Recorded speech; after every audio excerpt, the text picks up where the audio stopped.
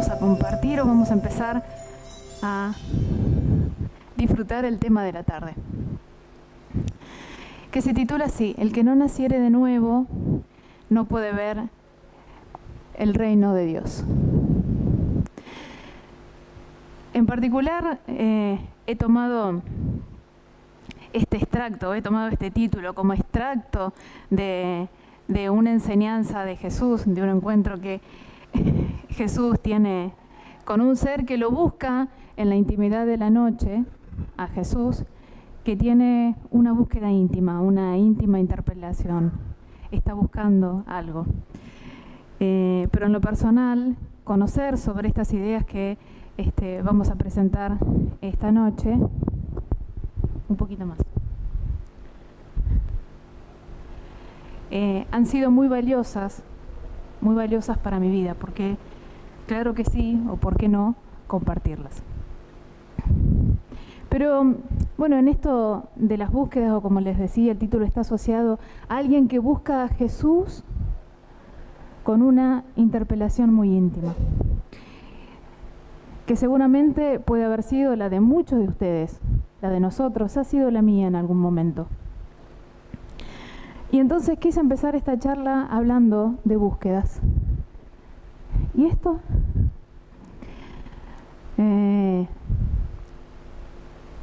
Una búsqueda que lleva años y creo que todavía en la actualidad existe, pero que nos va a servir de modo figurativo y pudiendo realizar ciertos paralelos para presentar las ideas que queremos presentar esta tarde, tiene que ver con una búsqueda que el hombre con su característica humana ha tendido a plasmarlo en algo material.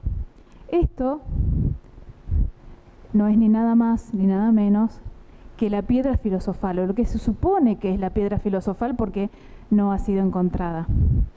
Dicen que tampoco es una piedra, pero que si se hallara sería algo parecido, podría ser a esto, con una materia quintesenciada, seguramente con un color rojizo por los componentes que tiene.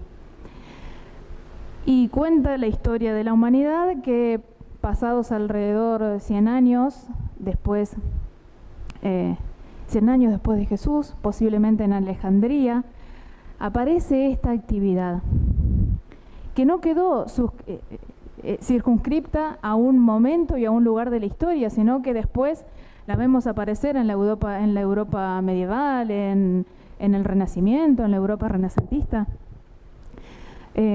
con la actividad que tenían los alquimistas. La de buscar un elixir, un material que era la piedra filosofal, que tenía propiedades muy deseadas. Se dice que de haberla encontrado, las propiedades que este elemento tenía, se podrían tomar algunas partículas y disuelta en agua, podría transmutar metales. O sea que un metal pesado, oscuro, opaco, como el plomo, como el hierro, como el bronce, podía ser transmutado en otro metal, codiciado, maleable, que no se corroe, que es reluciente, el oro. Pero además esa no sería su única propiedad deseada.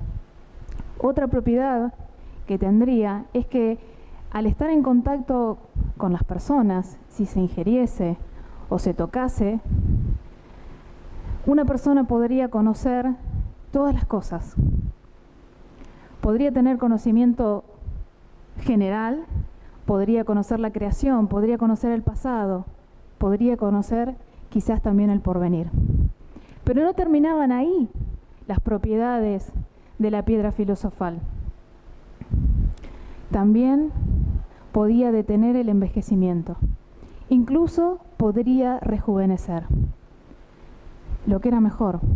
Si alguien padeciese alguna dolencia o alguna enfermedad, la piedra filosofal las retiraría, las curaría. Incluso, no solo vencería a las enfermedades, a las dolencias, sino que vencería también a la muerte. Y es así que en distintos talleres, laboratorios del medioevo, hay un montón de pinturas en ese sentido, encontramos a personas que se pasaron su vida combinando distintos elementos, poniéndolos en juego y en práctica para que después de un proceso refinado y de un montón de pasos que llevarían un montón de años, pudiesen obtener desde la condensación, la evaporación, el refinamiento, el filtrado y demás esencias o sustancias cada vez más refinadas que les permitirían en algún momento encontrar la piedra filosofal. Y entonces ahí vemos cómo están estos señores con tubos de ensayos, trabajando largas horas, documentando esas pruebas y esos cambios que hacían en cada una de las fórmulas que intentaban en busca de esta transmutación, en busca de la sabiduría, en busca de la inmortalidad. Algunos de los textos que he leído dicen que la tarea del alquimista o la búsqueda del alquimista es la búsqueda de la perfección. Que no es tan importante la transmutación al oro, sino que se busca una perfección que no tiene que ver con la materia, sino que está más buscada por este lado. Y ahí entonces empezamos a encontrar algunos paralelos para hablar de las ideas que queremos hablar hoy. Y vamos a volver entonces al título que hoy nos convoca. Es el encuentro de Jesús con Nicodemo, que también está con una búsqueda íntima. Cuenta Juan en su Evangelio, en el capítulo 3, en los primeros versículos, del 1 al 10, del 1 al 12, que en la intimidad de la noche, Nicodemo, que era uno de los principales entre los fariseos, se acerca a Jesús con una interpelación íntima. Va en busca de él. El relato cuenta que se presenta ante Jesús diciendo que las cosas que él hace tienen señales que lo hacen creer que es de Dios, porque si no fuesen de Dios no podría hacer las cosas que hace. Entonces se presenta con un tono de humildad, ¿no? Y la pregunta íntima. Lo que Nicodemo en definitiva está pensando, quiere saber, es qué hay que hacer para entrar al reino de los cielos. Jesús le contesta esto como que en una doble afirmación: de cierto te digo, que el que no naciere de nuevo no puede ver el reino de Dios. De alguna forma Nicodemo lo sabe, porque es doctor de la ley, porque ha leído las Escrituras, porque las conoce. Pero algo como que no le cierra y vuelve a preguntar, vuelve a la carga delante de Jesús. Pero ¿cómo puede un hombre viejo nacer? ¿Acaso puede entrar por segunda vez al vientre de su madre? Y entonces Jesús le vuelve a afirmar: de cierto te digo, que el que no naciere del agua y del espíritu, del cuerpo y con el espíritu, no puede ver el reino de Dios. Y le hace una aclaración más. Dice: oyes el viento sopla de donde quiere, oyes su sonido, no sabes de dónde viene ni hacia dónde va. De cierto te digo que os es necesario volver a nacer. Ahí termina el pasaje. Es bastante breve, pero sienta o nos cuenta Jesús en esta enseñanza, lo hace Juan, a través de su Evangelio, ideas valiosísimas, principios valiosísimos. Cuando leemos el Evangelio, cuando yo lo leo en particular, me gusta la enseñanza, la siento como escrita para mí, ¿no? Lo leo para mí, para aprender, para aquilatarlo para mi propia vida. Y entonces suelo ponerme en el lugar de los personajes. ¿A quién le habla Jesús? ¿Qué personifica Nicodemo? ¿Qué personifica Nicodemo? Y entonces pienso, si yo fuese Nicodemo, yo soy un doctor de la ley, yo tengo conocimiento de lo que dicen los profetas, de lo que dicen las antiguas escrituras. Kardec, en el Evangelio según el Espiritismo, comienza este mismo capítulo, el que no naciera de nuevo no puede ver el reino de Dios, haciendo mención a dos pasajes que Jorge, cuando comenzó la lectura, nos compartió. Uno tiene que ver con un recorrido que está haciendo Jesús con sus discípulos, creo que viene de camino Filipo de Cesarea, y entonces dice: ¿quién dicen los hombres que es el Hijo de Dios? Él se dice a sí mismo, el Hijo del Hombre. Él se dice a sí mismo, el Hijo del Hombre, el Hijo de Dios. Y entonces los discípulos se miran y rápidamente contestan lo que saben, porque ellos también han leído y han estudiado. Son varones del pueblo judío. Unos dicen que eres Juan el Bautista, que eres Jeremías, que eres Elías. Jesús dice: el Elías que iba a venir ya vino, e hicieron con él lo que quisieron. Y todos entendieron que se refería a Juan el Bautista. Jesús, como buen pedagogo, no dice no a la respuesta, sino que busca entre los demás una respuesta que se aproxime más a dónde va. Entonces lo mira Simón Pedro y le dice: ¿tú quién dices que soy? Y Simón Pedro, eres el Cristo de Dios, aquel a quien estábamos esperando. Esto mismo lo conocía Nicodemo, conocía la idea de la reencarnación. Y cuando me pongo a pensar qué personifica o qué es Nicodemo, o qué enseñanza nos deja Nicodemo, bueno, creo que también representa la forma en que nosotros nos aproximamos a la idea o al concepto de la reencarnación, como una forma intelectual, una forma donde el conocimiento nos llega a través de la letra, de las escrituras, del conocimiento, de las comprobaciones científicas.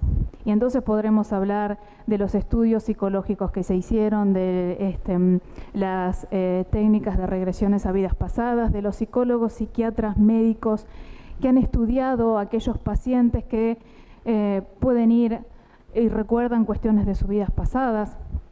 Podemos hablar de aquellos niños prodigios o de altas capacidades que a muy temprana edad pueden tocar un instrumento de forma maravillosa, o pueden hablar varios idiomas, o recuerdan que estuvieron en un lugar, que se llaman de tal forma, que tuvieron... Esa es una forma, ¿no? De esa forma primero se acercó Nicodemo, pero todavía no siente en sí la idea de la reencarnación. Hay algo más, como que esa interpelación íntima que le da vueltas. Y creo que esa es otra forma en la que nos acercamos a esta idea o a este concepto de la reencarnación. Es la misma intuición. Nosotros tenemos la intuición de lo que somos, de que no hemos nacido como una hoja en blanco y todo lo que somos es producto de la educación de nuestros padres, del jardín, de la escuela primaria, sino que en nosotros mismos hay años de evolución. Hay años de evolución de la humanidad y hay años de evolución propia, por medio de la intuición.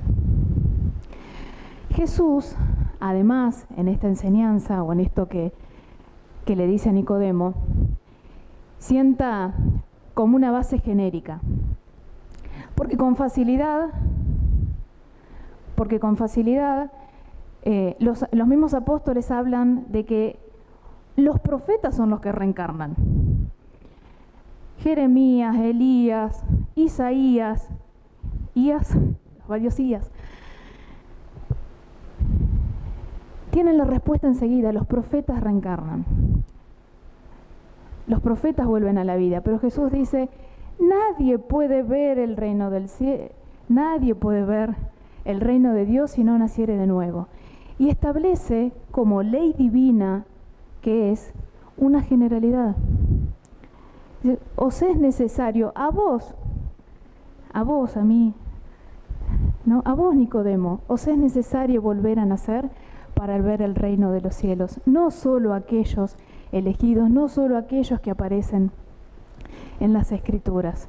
Es una ley general. Muy bien. Entonces, claramente dice Kardec en el Evangelio según el Espiritismo, Jesús está hablando de la reencarnación, que es un concepto cristiano y que el pueblo judío ya manejaba y aceptaba.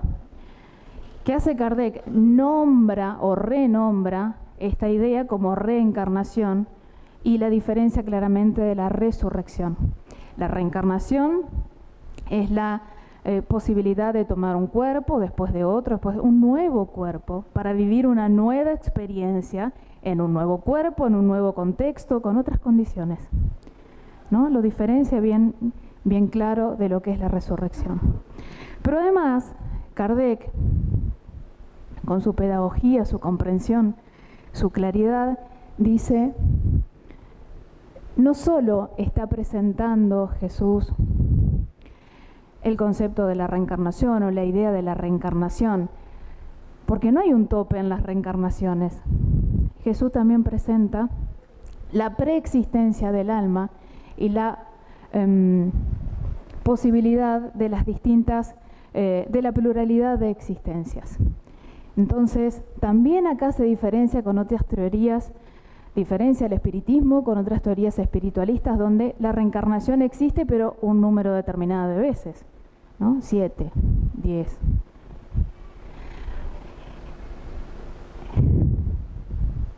Con una buena noticia, no solo la de la reencarnación, sino aquello que tanto deseábamos o aquello que tanto anhelábamos, es real, la inmortalidad del alma. Y entonces volvemos a la piedra filosofal. Con todas estas ideas que compartimos, que conocemos, ¿no es la piedra filosofal o no representa la piedra filosofal otras ideas? Tengo la posibilidad yo de transmutar no el metal, sino el ser, para convertir aquel metal apagado, pesado, bruto, cargado de instintos. Podría ser que ese mismo ser de una característica similar se transforme no en un metal, sino, voy a poner otra imagen, en un ser depurado.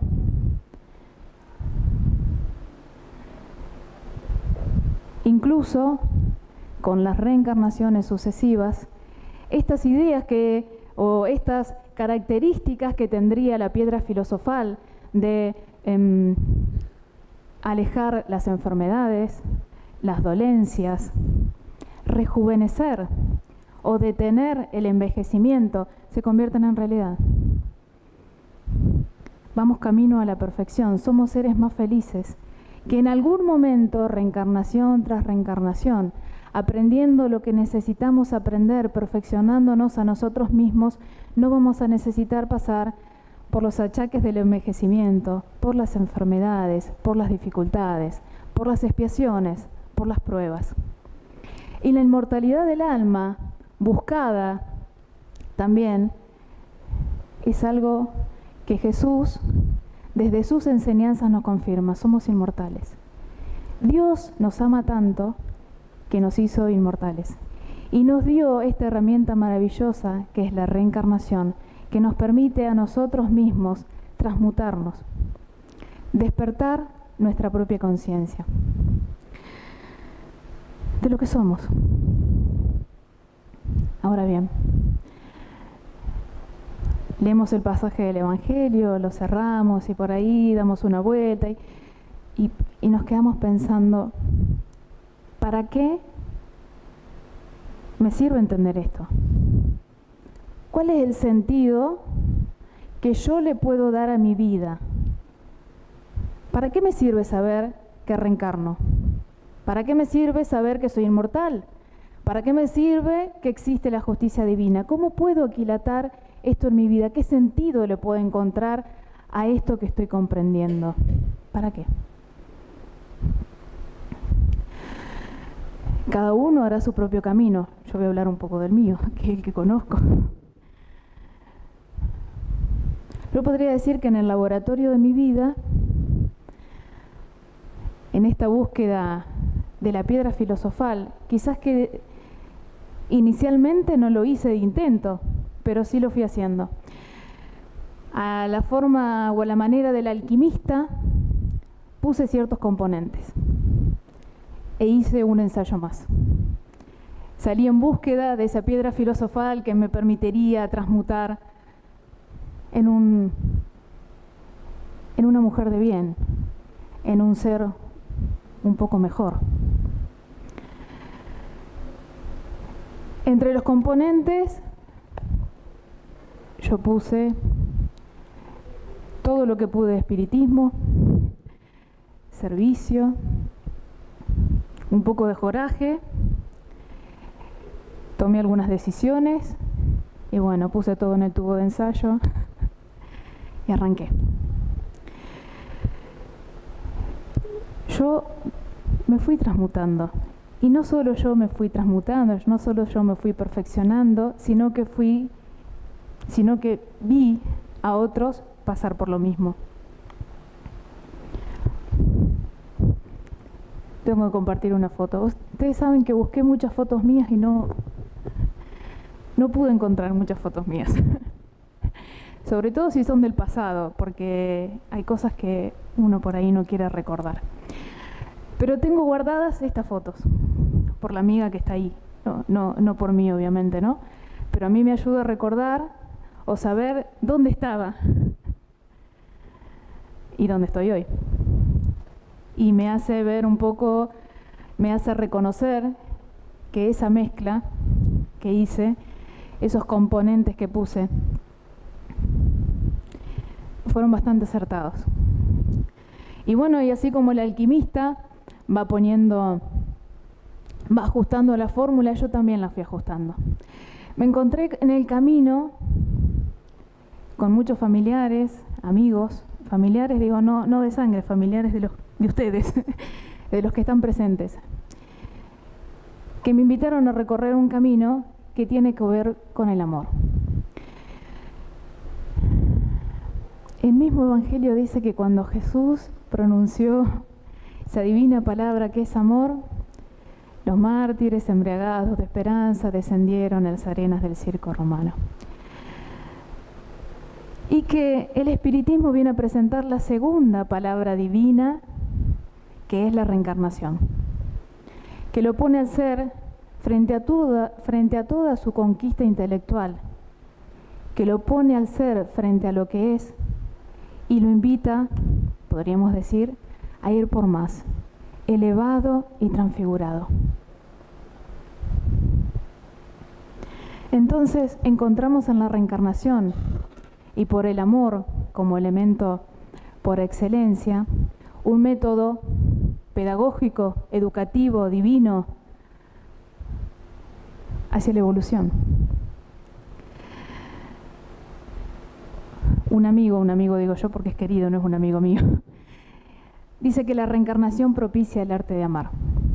Y entonces, a través del servicio, encontré realmente esto de ejercitar el arte de amar, pero ejercitarlo de forma consciente, de poner en el laboratorio de mi vida de forma consciente el amor y el ejercicio del amor.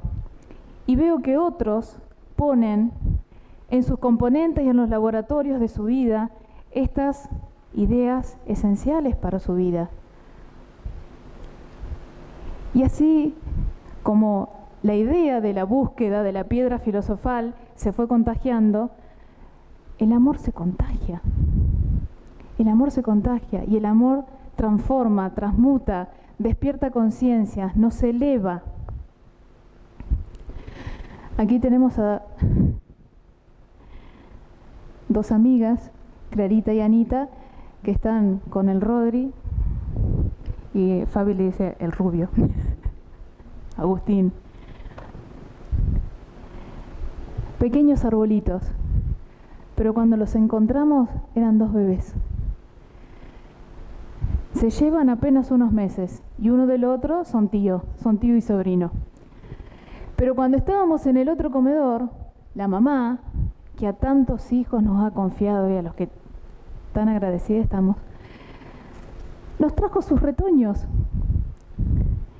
Y en esta foto las encontramos a las chicas ejerciendo el arte de amar a través de la alfabetización. Y acá lo vemos a Jorge, que fue joven también, igual que yo, con varoncitos, siempre con varoncitos, Jorge, con los nenes. Y acá también, con otros amigos, ejerciendo el arte de amar a través del deporte y de la integración, conquistando más corazones. Y podríamos seguir, hay un montón. Acá tenemos un amigo, y acá vemos a un montón de nuestros amigos. Acá está Jorge, por ahí está Clarita, está Anto, un montón de nuestros amiguitos que están ejerciendo el arte de amar a través de la música. Y acá está Brian, y podríamos seguir, hay un montón. La que siempre van a ver igual es a Adri, sí, da igual, Adri está igual. El grupo de mamás en el 2012, cuando se empezaba con las charlas de las mamás. Y esto es en el 2016 en un aula que se hizo especialmente para las mamás y que se tuvo que agrandar. Y ahora van a tener otro aula y un taller de costura. Y acá vemos a las amigas ejercitando el arte de amar a través de la contención, del contacto, del estar día a día con ellas. Nuevamente, ¿para qué me sirve saber todo esto? ¿Para qué me sirve conocer de la reencarnación? ¿Para guardármelo para mí como una historia de vida, como un conocimiento que tengo, y mientras tanto educar a mis hijos como si esta existencia fuese única? ¿O todo esto me sirve entenderlo como el deber que tenemos de ejercitar el arte de amar, no solo para nosotros mismos, por supuesto, sino para brindarnos a los demás? Y para terminar, una frase de Divaldo, hablando sobre la reencarnación. Él dice justamente esto: la reencarnación propicia el arte de amar. Así lo entiendo yo. La reencarnación, o conocer de la reencarnación, propició en mí poder ejercitar el arte de amar. Y para cerrar, es una invitación que hace que yo la tomo para mí, pero también la tengo que hacer extensiva. Transformemos nuestras vidas en antorchas de bondad, de misericordia, de amor, de caridad. Por sus oídos atentos, su profundo respeto, su silencio. Muchas gracias. Pasamos ahora